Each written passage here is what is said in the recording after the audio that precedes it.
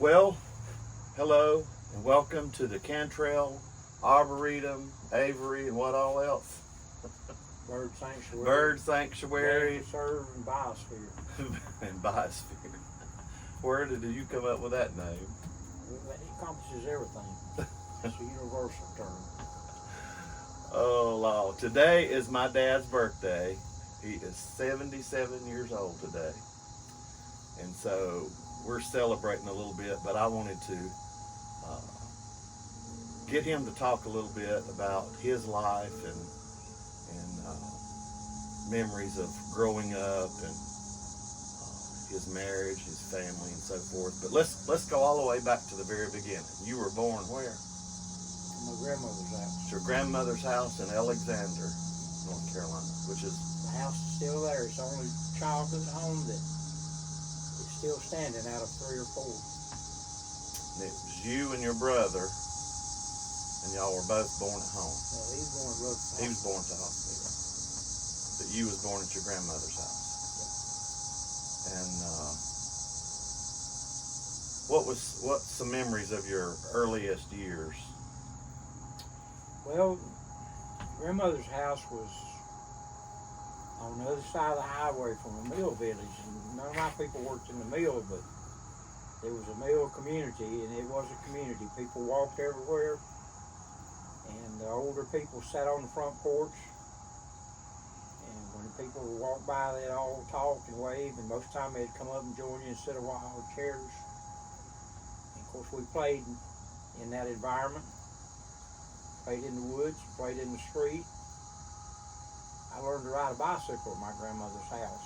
I got on it and got started, and I didn't have any choice but to ride it because it was downhill and a wreck was about to happen, so I learned quick. And it was just a different life back then. We ate hot dogs in the summertime for lunch at grandma's house. In the wintertime we ate oyster stew. This is on Saturday night. We watched Jackie Gleason, Gunsmoke when he first came out in the 50s. Programs like Boston Blackie, Milton Berle, Jack Benny, Bob Hope, Red Skelton. Red Skelton was my favorite program when I was a kid. I always liked Red Skelton. Clean comedy. I've seen pictures of your grandma's. Of course, I've been by the house. I know where it's at, but I've seen old pictures of your grandmother, my great-grandmother, sitting out on that porch. Yep. And back then, people didn't have grass. White sand. Sand or at dirt. My grandmother's there, and at my other grandparent, my grandfather in Polk County, he had oak trees with white sand. And on Saturday, you had to rake it with a broom, and all the lines had to be straight. And if someone walked across it and made a footprint, you had to do it over. That sounds a little bit too much like trouble to me. It was. Of course, cutting grass is trouble. But. So you grew up in the Alexander Mills area and went to Alexander School. Mm-hmm. 8 years. There was no kindergarten, no pre-kindergarten, no daycare. You started, hit the ground running, first grade. And no middle school, went from grammar school to high school. Those days at Alexander, anything stand out to you, Alexander School? Well, that was my first freedom because I had to walk to school when the weather was good, and it was about a mile and a half, and I thought I was really going places because I was by myself. And then the world was a much smaller place back then. Yep. And so your mom and dad, my grandparents, they meet there at Alexander? My dad was born and raised in Polk County, and let me take that back. He was born in the southwest corner of Rutherford County, across Broad River over the county line. And I think he too was born at his aunt's house, because back then women, when they were pregnant, they stayed with family members who had children and who had children. Kind of a midwife situation, because there wasn't a lot of doctors, and they wanted to be near somebody that knew what to do. So my dad was born at his Aunt Ollie, which was nicknamed for Olivia. She was a McMurray. And he was raised in the Green Creek area, went to Green Creek High School. And my mother was born and raised in Henrietta. Sometime they moved to Alexander. And I think my dad met my mother through his brother, who worked over there at the Alexander Mill. Dad evidently came over sometime, and he got a job working as a cook at a cafe. And my mother worked in the post office, which was on the same street, maybe a couple of 100 yards apart. Somehow they met, and It's funny to talk about, because all these places are just within. About from here, as a crow flies, about 7 miles, really. The school, the church, all these little businesses you're talking about, just little small towns, little, almost, well, it was a mill community. So to continue that, they dated off and on, I guess, and I know my mother had other boyfriends, because she told me about some of them, and I think Dad did too. And then World War II came along. Dad enlisted in the Navy in either late 42 or early 43, and went away to New Orleans Naval School, then to Great Lakes, another naval school, and then to Norfolk and Hampton Roads, Virginia, and was assigned to ships and went overseas. And the story is that he came home on leave in March of 1944, evidently on a weekend kind of situation, or 3 days past, whatever. He and Mom went to Gaffney and got married and spent the night at my grandparents over in Polk County, and I've been told he left to go back to the Navy the next day, so they had one night for a honeymoon, and he was gone a year and a half, and they didn't know where he was or what he was doing. And my mom went back and lived with her mom, my grandmother, until the war was over and he came home. And that house over there, where my grandparents lived, it was standing up until maybe 20 years ago. And the barn is still standing. Looks just like it always did. And I used to play in that barn. And I remember being chased by chickens and things. And I remember that vividly, because that scared a kid when a bunch of chickens gets after you. And so that's the story about how that was 1944 when they got married. And I didn't come along till 4 years later because of the service, and corresponded with you. The mother and I were married not quite 4 years before you came along, because I was in service. And something you probably don't know that I don't think I've ever told you, that she told you, you didn't come about easy. Your mother had trouble. We tried for over a year before you were born to get pregnant, because she wanted a child, and we saw several doctors, and finally happened. So she got pregnant in January, and she came home in April, and I came home the latter part of April, and she was not quite 4 months pregnant when we came home. Look what happened. So you were actually born here, but you were conceived in Germany. Yeah. So you came from the same country as Bach and Beethoven and Brahms and all those other. If y'all had just waited a little bit, I could have had dual citizenship. Yeah. But you went to Alexander to school, to elementary school, and then you went to East Rutherford to high school. I was in the first class of East Rutherford, actually consolidated, I was in the first group that went through all 4 years and graduated. Before that, there was something like 16 high schools in the county. And, Smaller. The smaller ones, and it was consolidated into 3, being RS Central, Chase, and East. And out of our family, he's the only one that went to East. The rest of us, Mom and me and my sisters, went to Chase. But what about those high school years? I think you rode the bicycle to... I have thumbed, I have walked, I have rode a bicycle, I have rode a bus to high school and assorted events, and That's a little bit farther. I have dated ride a bicycle.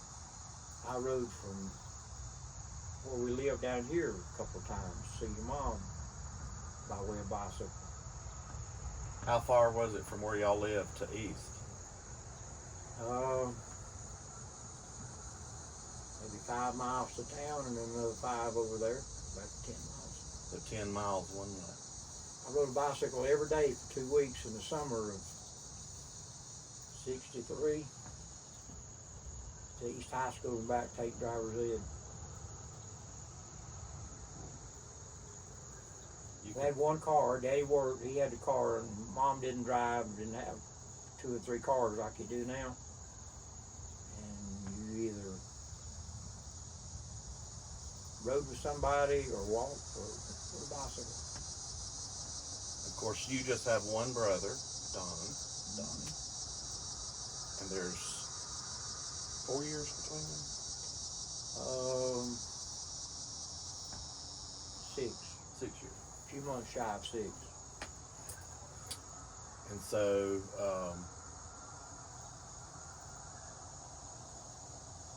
you started dating Mom. Met her, got her at the dime store. Eagles You Dime can't Store. get in good Varsity. bargains at a dime store. So you were mopping the floor, and she was... Let me tell you about that story. She was already working there. Her mom was working there. Her oldest sister was working there. And before that, another sister had worked there. And she rode from Chase to Forest City with a classmate that was 2 years older and had a car, and turned out later to be our brother-in-law. He married Kay's cousin. But she worked behind the candy counter where we had popcorn and candy in bulk in the little bins, and cashews and Spanish peanuts and snow cones and all that kind of thing. And she was working, and I went to work. My first day was on a Thursday, and my supervisor told me to get some water and mop the floor. Y'all were what, 16? I was 14. That should have been 15. I said, that's fine. I know where the bucket is and the mop. Where do I get the water? He said, there's a little sink and a faucet underneath the candy counter. So up there I go, and I walk up, and your mom's working there. And the first thing, which is another story, she had on a yellow sundress. And when I walked up and said, I need some water, she says, it's under there. And she looked at me and struck up a conversation, and we talked for a few minutes. And I said, well, I got to go. Today's my first day, and I think my supervisor's watching me, and it's not good me standing up here talking. And I turned to go, but I had put the mop in front of me, and I was leaning on it with the mop head on the floor, and she was standing on the mop head, and she wouldn't get off. She had me trapped. So we talked a little while longer, and she finally let me go. And then we continued down that path, and that was in June of '63. And in October, she had a birthday. And she invited me to her birthday party, which is down here at the Legion Hut. In the big metropolis of Harris. It was a nice Legion Hut back then. Used for a lot of civic functions.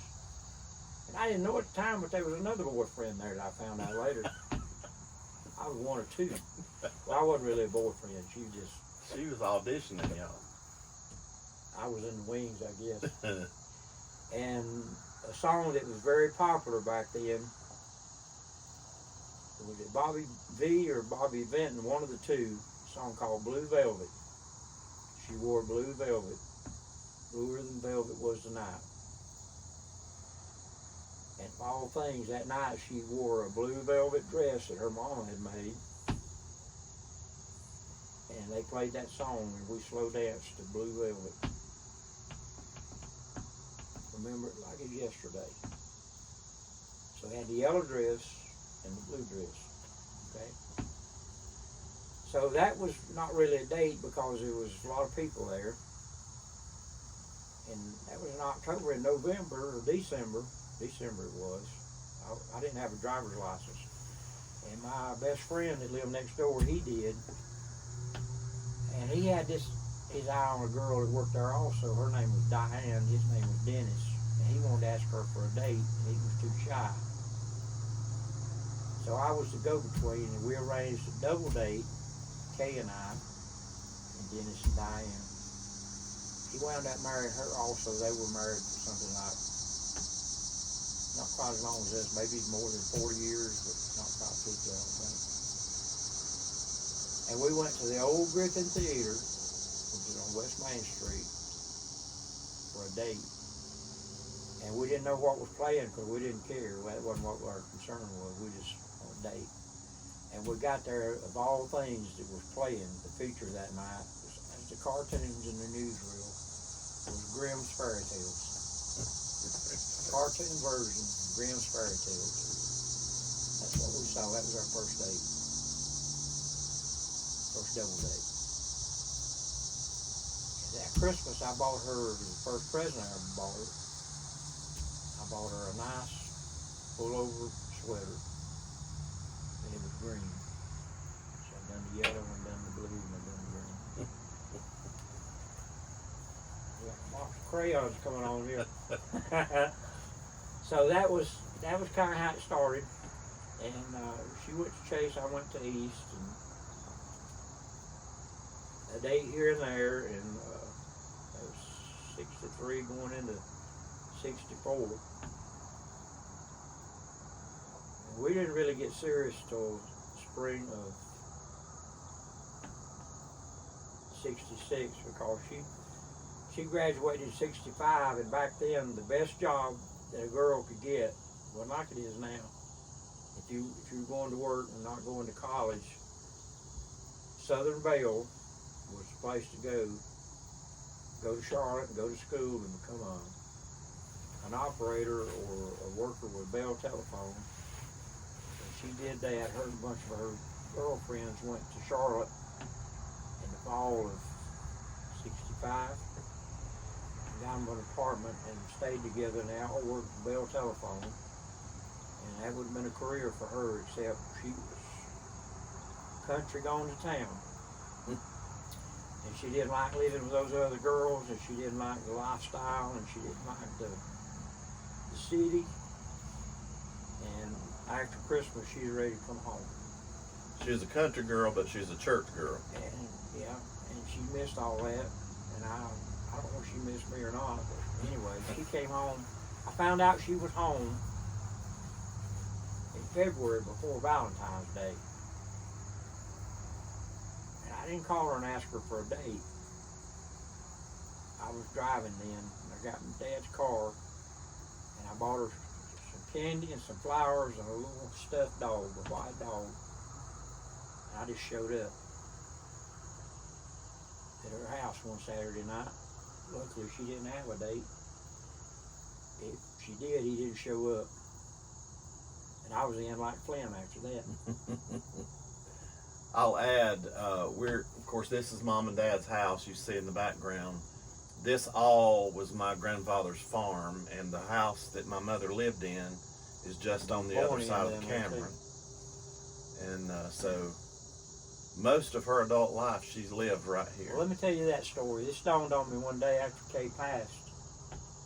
I can walk out my front door, 50 yards, and stand in in my front yard and look back at the house that we lived in 50 years. just a month or two shy of 50 years. We built this house. It's the only place we've ever lived permanently. And I'm 77 years old, and believe it or not, I've never bought or sold a house on the market. Never. Built this house, my brother-in-law and I did, moved in it. I'm only gonna move one more time, and that's right up the hill to the cemetery here. But standing in the front yard, I can look to the house where we lived for 50 years. And I look to the right, and less than 100 yards up there, I can see Kay's grave in the family cemetery. It's been there since the 1700s. Kay's up there now. There's a stone up there got my name on it. Someday I'll be there.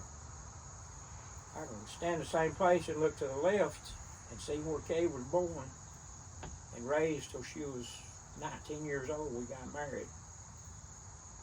So, except for 2 years in the Army and 19 months in Germany and a few months in an apartment in Spindale and a few months up the road in a little house we were renting, our whole lifetime was inside of where I stand in my front yard.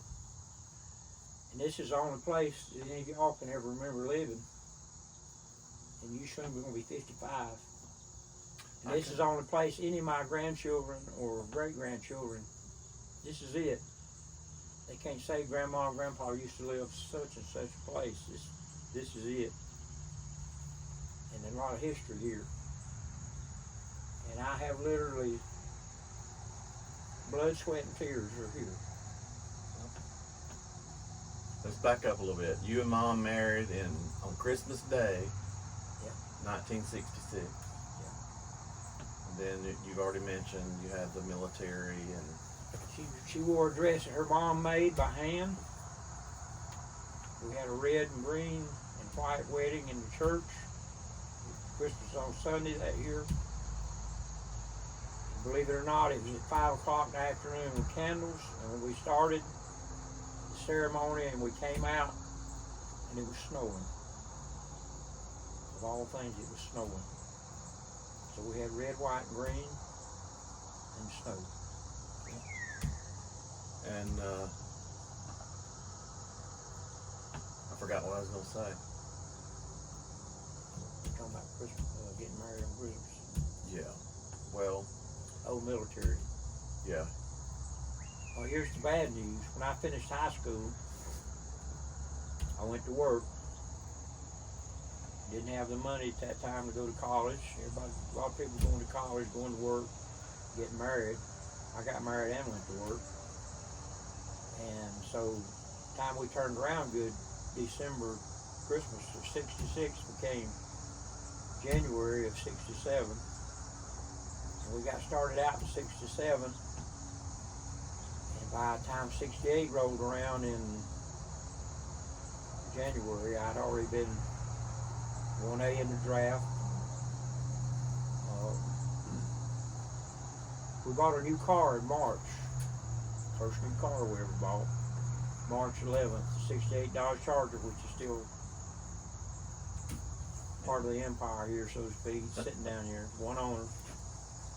Bought it new on March 11th, got my draft notice on April Fool's Day.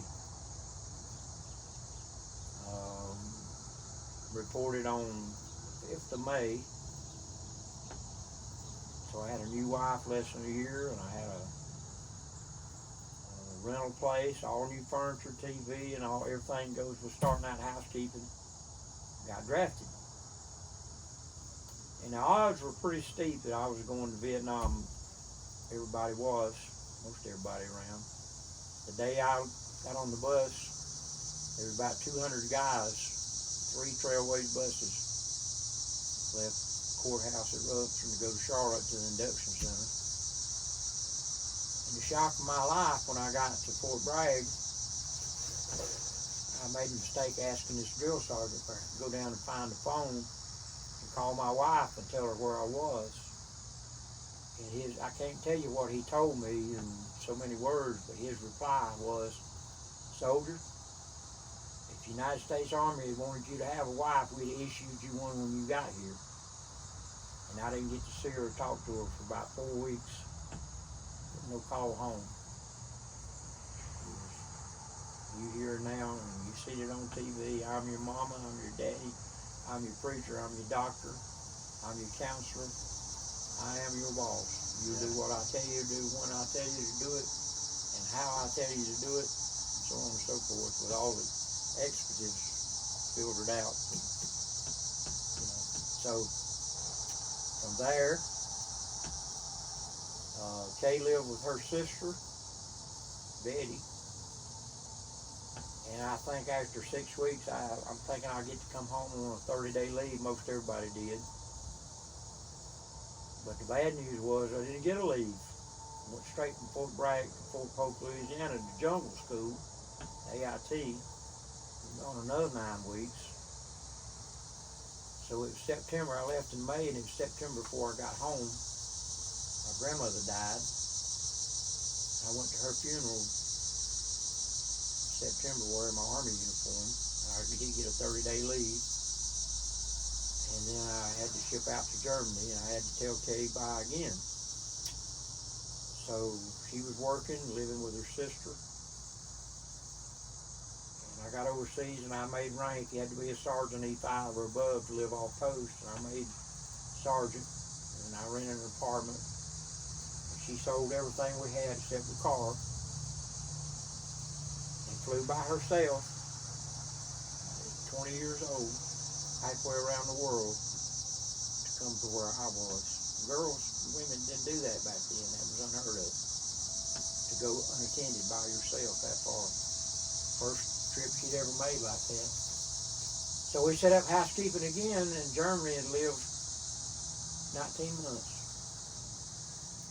And that car, we kept that car. Her sister and her husband volunteered to keep it. This is unheard of too. They had 2 cars. They were both working. They kept that car and made the payments on it for 2 years while I was in the Army. And Kay was over there. And when we came home, it was still ours. It was still in our name and title. They paid the insurance and everything. When we came home, we got the car back and paid them for what they had paid on it. And I had a 2-year-old new car.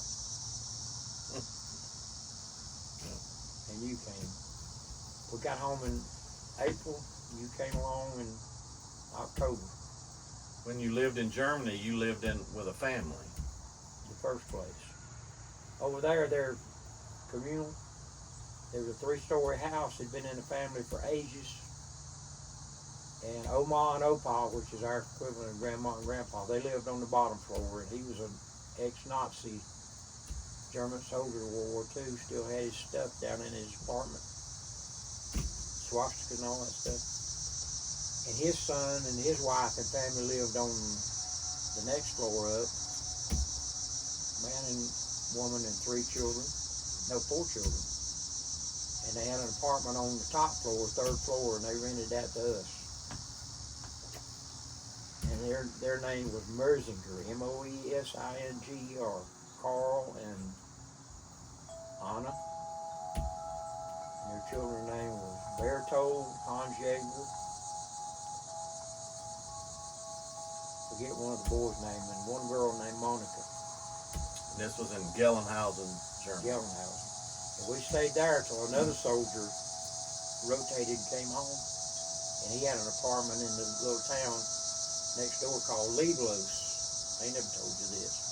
Leiblos, Leiblos, which was 2 miles from post, and I had to walk in every morning. And that's where we lived when you were conceived.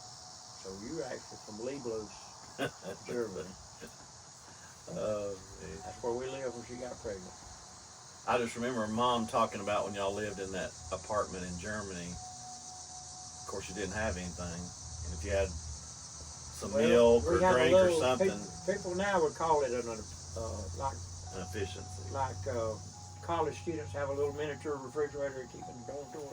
That was our refrigerator. And it didn't even have any ice cubes in it. But it was cold in Germany, and we bought milk and drinks, and we set them on the window ledge on the 3rd floor, which nothing could get to it other than bird. That was our refrigerator. Hmm. But what a lot of people never experienced, them three families, the Omaha Opa had a bathroom on their floor, but we didn't have a separate bathroom. We got a bath once a week, and you had to schedule your bath, and the commode, not the commode, but the bathtub was cast iron, and it had legs on it. And on the end where the faucets was, it had a shelf that was about maybe 2 feet deep. And on that was an upright water heater, a tank with a little grate under it, the fireplace. And one of those boys cut kindling wood, and you had to tell them in advance, and they hauled the wood in and built a fire under that water heater. And then it gravity flowed out into the tub with a cold water faucet. And you take a bath in that tub, and you had to watch out for hot coals and embers and sticks falling out of that grate into your bath water, or on your back, or worse. And that was a once a week deal, except on special occasions. And this is in 1968, 69, and 70, which was modern by most standards, but not for over there. Different life, different world, and I remember that very. young people starting out here. We live in the Here's microwave. the thing, now we'd only been married a year. We had my family, and had her family, all her brothers and sisters, aunts and uncles and cousins. We were blessed. But I still say to this day, and she'll tell you the same thing, what made our marriage work was we were half the world. We were almost 13,000 miles away from home for going on 2 years. We had nobody but each other. And whatever we needed, we made it happen. On my meager pay, and she had a little job, was working for the government as an accountant. And we paid our way, our rent, and our food, and our clothes. And we depended on each other.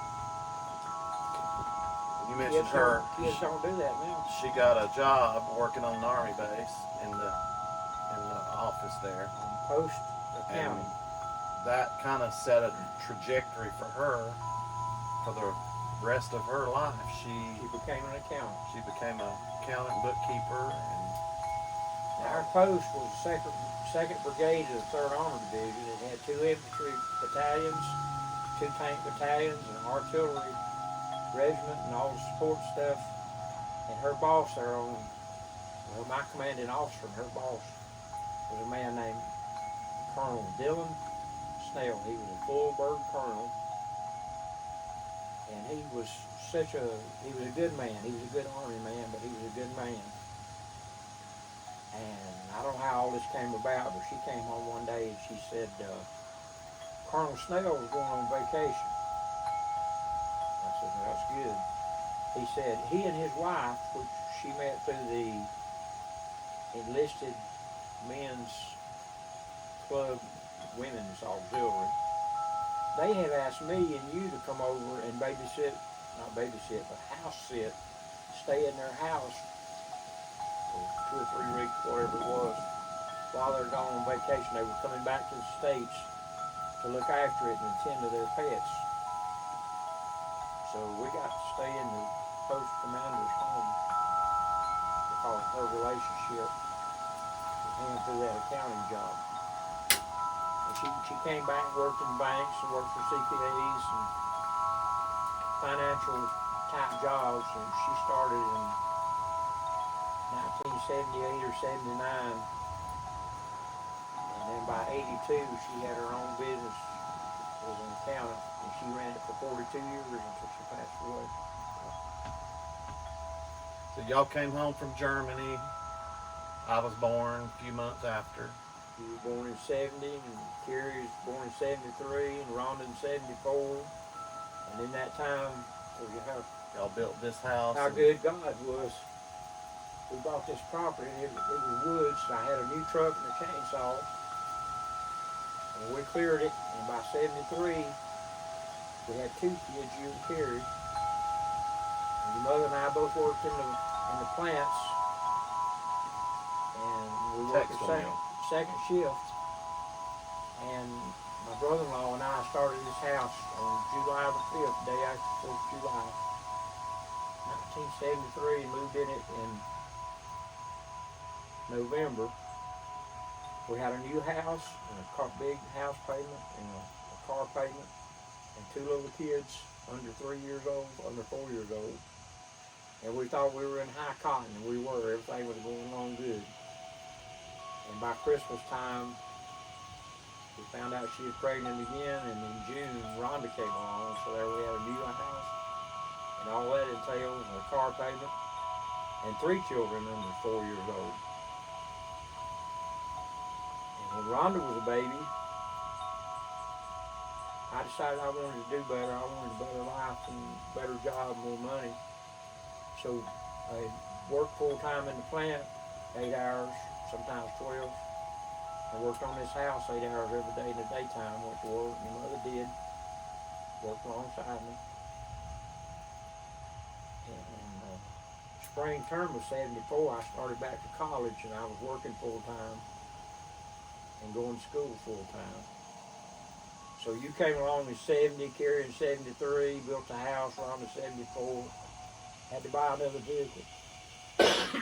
Started college in 74, finished an associate degree in 76, turned around and enrolled in another program at Appalachian, went 76.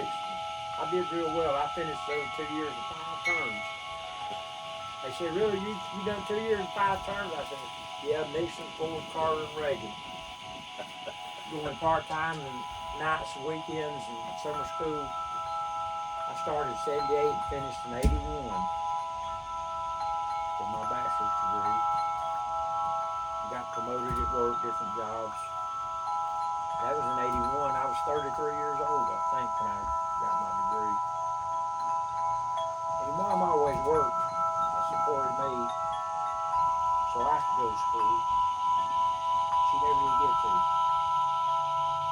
And she always wanted to. She said she wanted to study more accounting or that area. And she told me later on, she said, if I had the opportunity and I could have done it, she said, I would like to go to school and become a lawyer. I pity the fool that had to deal with her as a lawyer or a judge because she was rough. She's the rough. Used to have a thing, I know you remember this. She'd tell you what the IRS statute was and the North Carolina statute, and the kids had this thing, the North Carolina law of the day. That was their joke about their mama, that she could tell them what the North Carolina law of the day was. Remember that? She is where the phrase comes from, Katie bar the door. Yeah. And what credentials I got, whether it's a diploma from here or there or whatever, schools, stuff hanging on the wall in there. The discharge from the Army and anything of that nature. It's all got my name on it. But she was behind it all. Should have been hers. I've heard you say that many times. I quit college more times than you can count. And she had talked me out of it. I say, I'm not going back. I can't do this no more. She said, well, you've only got so many more days or so many more courses. You've done too much. You've come too far. Got to do it. Behind every great man is a greater woman. And she did. She pushed you, and I became interested and involved in music. She pushed me. She used to sing to you before you were born. She'd rub her belly going down the road. Well, both of us did, but her mostly. We used to sing. And she'd rub her belly and she'd say, it's going to be a little boy, I know it is. He's going to have dark hair. She's pretty much right on. Yep.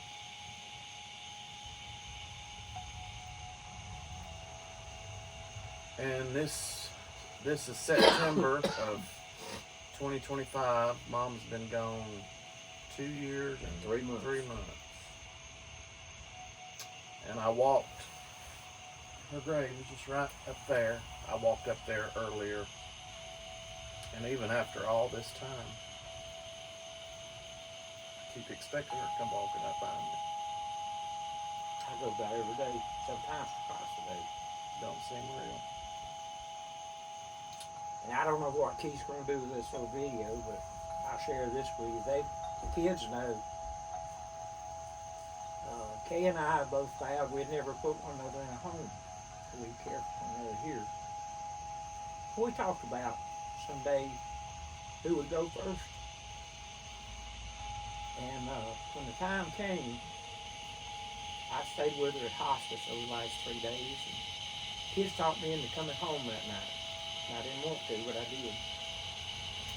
And I had no more gotten home and got ready for bed to get a little sleep. And my son-in-law came after me to take me back up there. And he didn't say anything, but I knew. It was just out of the ordinary. And the time I got back, she was gone. I walked in the room where she was. And Keith had gone home to get some clothes or whatever. He was 100 miles away. So I wouldn't let this was 11:30 at night, and I wouldn't let the undertakers or anything move or do anything until Keith drove back, which was 2 or 3 o'clock in the morning. And we had our family time, both my girls were there. The point is, I had come home and I was not there when she passed. I couldn't hold her hand, talk to her. But my daughters were there and they said she died in her sleep. So she wouldn't have known anyway. That bothered me for the longest. So on the anniversary, which is Memorial Day the next year, she died on Memorial Day, May the 29th. That day,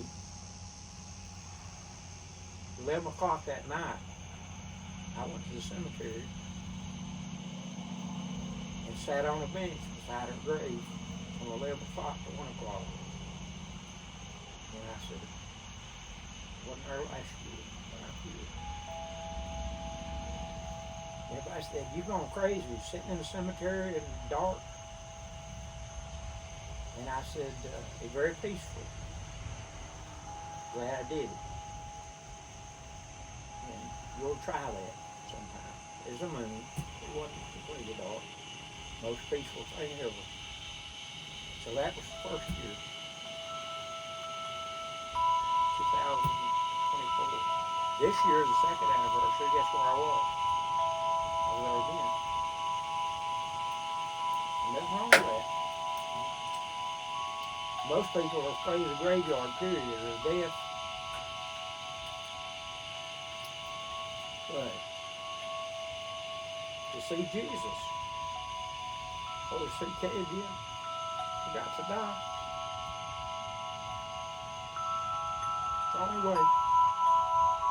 So you got to embrace it. It's appointed unto man once to die. You got to embrace death while you're living. Just a door. Some people still don't understand it, but I do. Lord willing, I'll be there next year. I've been up there in the dark and the cold and the heat and the rain. Just to say, I'm here. When I started this video, I didn't even tell Dad what I was doing. I just set up the tripod, hit record, and I said, let's record. You didn't know what? I thought you were going to hear some country tales or something. No, one of my biggest regrets is I don't have more Mom. Her singing. And I catch just little snippets of her in different videos I have, her playing with Caston. And I think it's important for the kids and for the grandkids to have memories. And probably long after you're gone, kids and grandkids and great-grandkids will be able to hear Papa tell his story. The old song says, time has made a change. we were riding around. So much of my home county is so different from when I lived here, and I'm sure it's different from when you were a kid. But if we live long enough, time changes us, changes our surroundings, and we're just a few steps closer home. Yep. I remember them singing. I can hear them singing over there. Just as clear in my mind. And hearing Marlene Robbins shout. And it was precious then, but thinking about so many that had gone on. And hearing Mom sing. Talking about remembering. Kay's dad liked to get out and walk. And in the summertime, I look down that road and see it now. He'd walk from his house, he'd walk up here. I'm walking up the road. He had a unique walk. I've never seen anybody walk like he did. He was real lanky, had long arms, he was tall. And he'd walk, and I could see him coming up the road. And she had two aunts that lived further down on the highway. And they'd walk up here to this family cemetery in the summertime and spring, and they'd bring flowers and 10 graves. Their names were Lucy and Minerva. Sometimes all three of them, and sometimes Aunt Ethel, which was her aunt, her daddy's other sister. And I could see them walking up down the road, and very vivid. Very vivid. Lots have gone on before. Now Keith, besides music, one of his talents is flowers and plants. He's got a green thumb. Some people say I do, but he's much better. And Kay's mother loved flowers and trees and outdoors, and that's where he gets that from, is Kay's mother. And she played the guitar and sang. Her daddy played the violin or the fiddle. And Kay's sister played piano. My daddy played the mandolin, piano, and the organ. So Keith gets all his from those areas, plus more than that. He's got talent. He's got a gift. Somebody asked me one time, where did Keith get that from? And I raised my hand with a finger up, and I was pointing up to God. And this individual construed that I was raising my hand like I was signifying out. I said, no, not me. And I said, there's a lot of people can play, but there's others. He and I talked about that several times even today. There's a spiritual aspect of that that makes it real. Otherwise, you're just playing, might as well be playing country or rock and roll. Keith has a gift. I started singing with my mom and dad. So many memories of us riding down the road. That's for car seats. I'd be in the back seat, but I'd be up leaning over the seat between y'all. We'd be singing Oak Ridge Boys or Statler Brothers, or if we wasn't singing church music. Let me tell you this.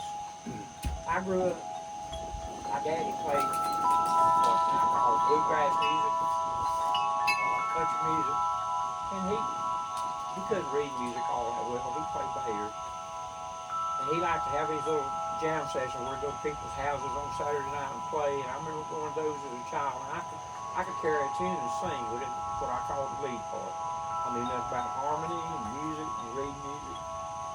And Kay and I started dating, and I got introduced to that real quick at church and at home. And she had me singing on dates in her house and in the car and going places. Tried to teach me how to sing the tenor part, which I can do reasonably well. And we used to sing in the car. She'd say, no, it goes like this. And she'd sing it, and then I'd sing it, and then she'd take another part. And if we had the third person, they could sing, they'd sing tenor or alto, or she used to sing, they'd tell me bass in a girls' quartet, of all things. But the first song that we ever sang and was good at, I thought, and the first song I ever sang in the church at Harris, she and I, was In the Garden. And another one we used to sing all the time, and her mama sometimes, or one of her sisters would sing, In the Sweet By and By. And gradually, by her working with me, bear in mind I'm 18, 16, 17, 18, 19 years old along in there. Kyle Keith came along and she's singing, working with him, and then the girls, and she's teaching them harmony and singing parts, which Carrie was our alto and Rhonda was our tenor, and Keith could do any of them. And with Evelyn, who was a pianist, I got indoctrinated in that, and then I picked it up. And then when Keith took Minister of Music full time, which 2005 after he left the bank, I was what? In my 50s. And Keith taught his choir music parts and harmonies and music notes and rhythms and pitches and all that. And I had the privilege of sitting with you in the choir. And what music I know, I learned from the wife. So, never had any formal training.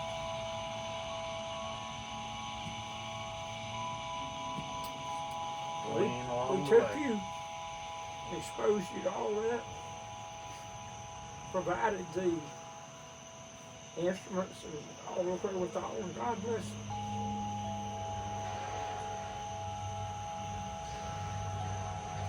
So And one of the reasons there's no more church musicians, there's a shortage of piano players and organists everywhere you go.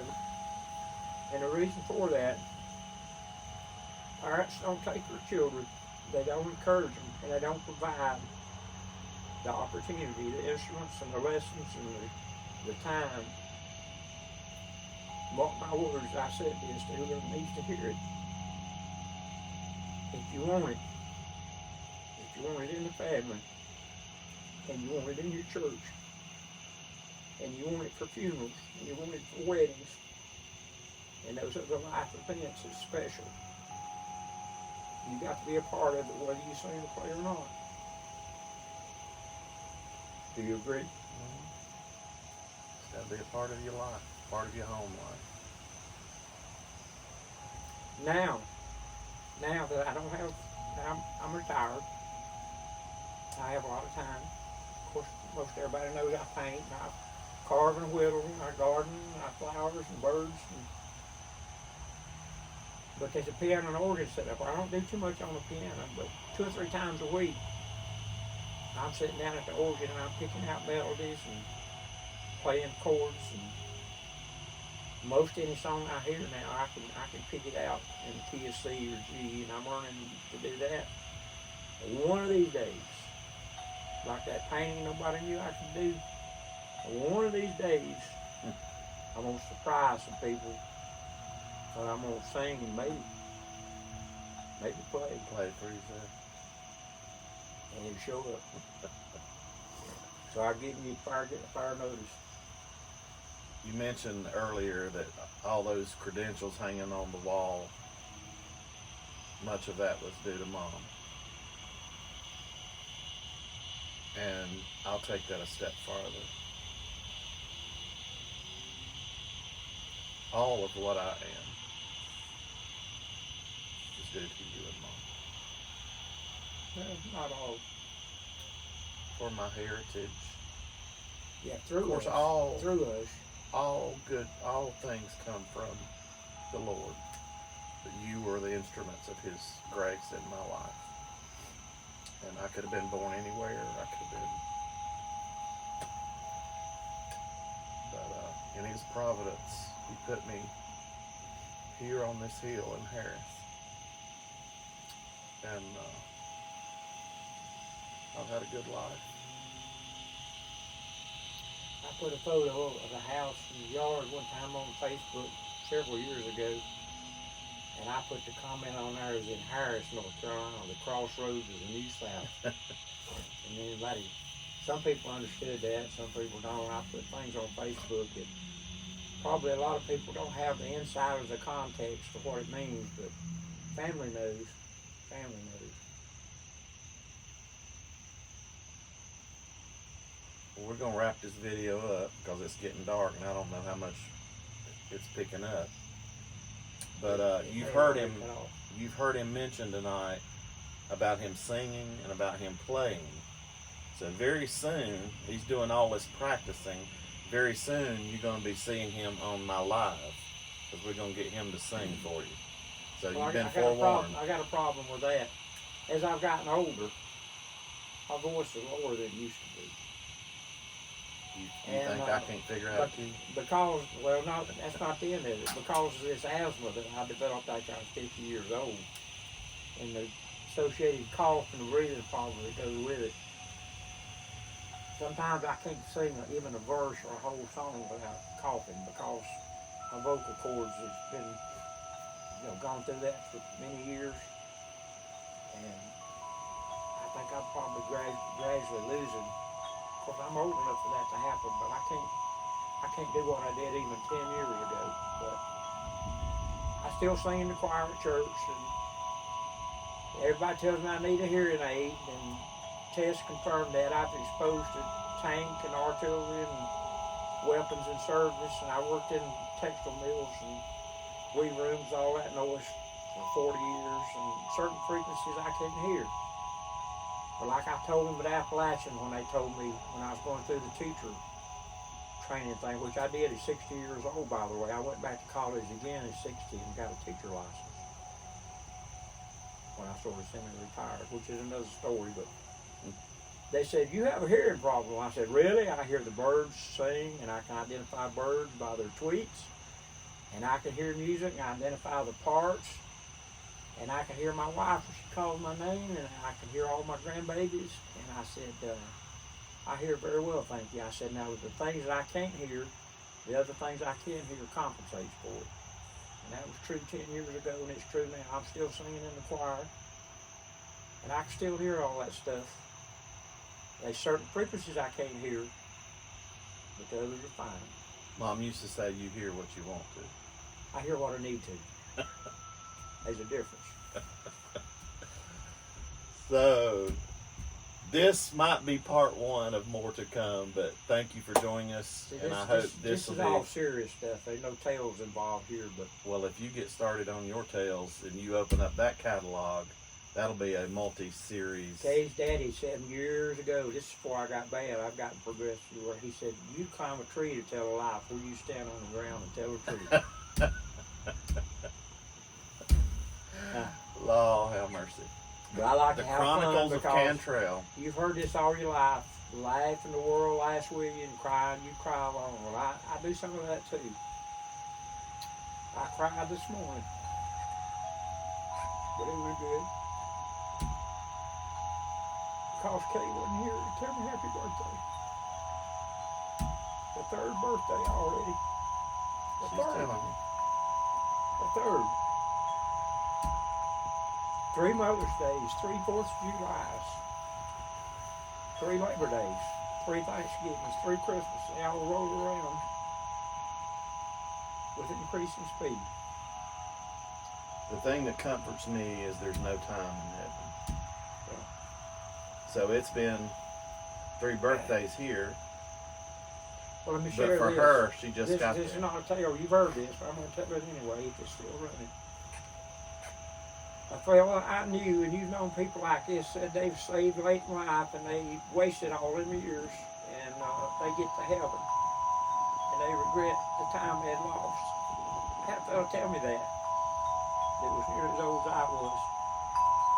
And he said, what's it going to be like when we get there? And I said, the way I got it figured out, nobody's preached this to me, I don't think. But you read between the lines and you discern some things spiritually.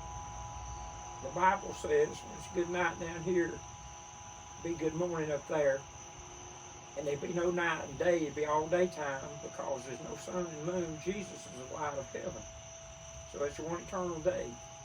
So Moses, Daniel, Noah, any Bible character you can think of that died thousands of years ago, they in heaven. And if you die today and you go and you show up in heaven for your next breath,